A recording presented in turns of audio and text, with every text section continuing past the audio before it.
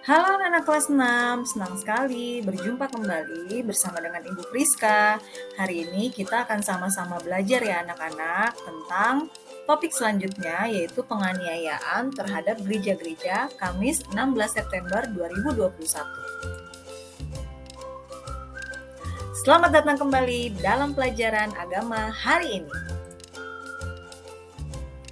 Nah anak-anak, sebelum kita lanjut ke dalam pembelajaran kita, Ibu Priska mau memberitahukan dulu.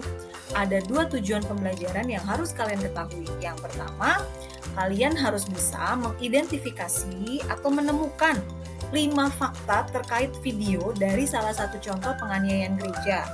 Kemudian yang kedua, kalian juga akan menuliskan cara gereja dalam meresponi penganiayaan yang dialami oleh gereja. Untuk itu, perhatikan baik-baik ya anak-anak. Yuk, kita mulai belajar. Persiapkan dirimu ya. Nah, yang pertama, Bu Priska akan menjelaskan bentuk penganiayaan saat ini terhadap gereja. Yang pertama yaitu adalah larangan beribadah. Kemudian dikucilkan oleh orang-orang sekitar karena iman kita. Pembakaran gereja, penutupan gereja, dan sulitnya perizinan gereja. Nah, anak-anak, ini adalah 5 hal yang bisa Ibu Priska jelaskan.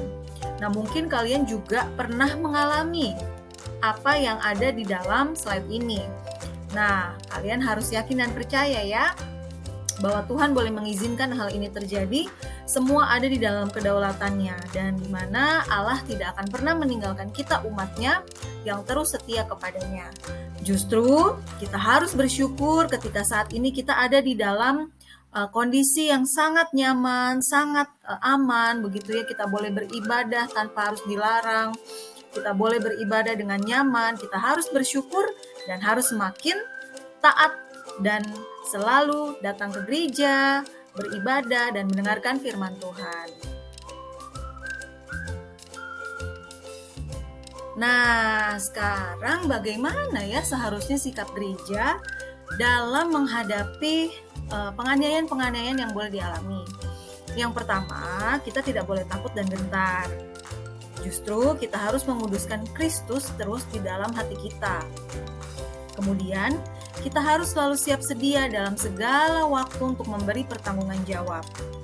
Lalu kita juga harus tetap bersuka cita dalam penderitaan karena melakukan kehendak Allah. Dan yang terakhir, kita harus mendoakan dan mengampuni. Ingat ya anak-anak bahwa pembalasan itu adalah hak Allah. Jadi jangan karena amarah kita atau mungkin kita emosi, lalu kita membalas orang-orang yang telah melakukan penganiayaan itu. Ingat bahwa Tuhan tidak akan pernah meninggalkan kita. Nah, sekarang kita baca yuk 1 Petrus 4 ayat 12 sampai 13. Ibu Priska akan membacakannya untuk kalian semua ya. Ayatnya yang ke-12 dengan perikop menderita sebagai Kristen. Saudara-saudara yang kekasih, janganlah kamu heran akan nyala api siksaan yang datang kepadamu sebagai ujian seolah-olah ada sesuatu yang luar biasa terjadi atas kamu. Sebaliknya, sukacitalah, bersukacitalah sesuai dengan bagian yang kamu dapat dalam penderitaan Kristus, supaya kamu juga boleh bergembira dan bersukacita pada waktu Ia menyatakan kemuliaannya.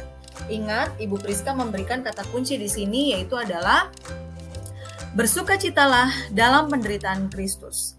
Jadi, di dalam setiap kondisi yang tidak baik sekalipun, jangan pernah menyurutkan iman kita kepada Tuhan. Nah, ini adalah kesimpulan yang bisa Ibu Priska berikan. Yang pertama, ingat ya bahwa melalui penganiayaan itu membuat para rasul semakin gencar menjalankan panggilannya menjadi saksi Kristus. Justru itu tidak membuat mereka takut, tetapi semakin mereka semangat dalam menjalankan panggilannya sebagai saksi Kristus. Yang kedua, Allah mengizinkan penganiayaan-penganiayaan itu terjadi untuk menyatakan kuasa dan memperkenalkan dirinya kepada orang-orang yang tidak percaya agar percaya dan menerimanya sebagai Tuhan dan Juru Selamat. Dan yang terakhir, kita seluruh umat percaya harus setia dan tahan uji dalam mengikut Tuhan. Ingat bahwa mengikut Tuhan bukan hanya untuk menikmati berkat atau hal-hal yang baik, Tetapi di dalam segala kondisi apapun kita harus setia dan terus berjuang bersama dengan Kristus. Nah, anak-anak, sekian pemaparan materi yang bisa Ibu Priska jelaskan. Sekarang kalian akan mengerjakan tugas mandiri. Yang pertama, kalian akan menjawab 2 pertanyaan di dalam buku tulis agama dan dikumpulkan ke GCR hari ini juga pukul 9. Yang pertama, silakan kamu tonton video yang sudah Ibu Priska taruh di link GCR. Lalu tuliskan 5 fakta yang kamu temukan ya.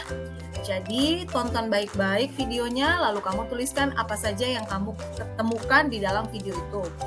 Yang kedua, silakan tuliskan pendapatmu, bagaimana seharusnya gereja meresponi penganiayaan yang dialami dalam video tersebut.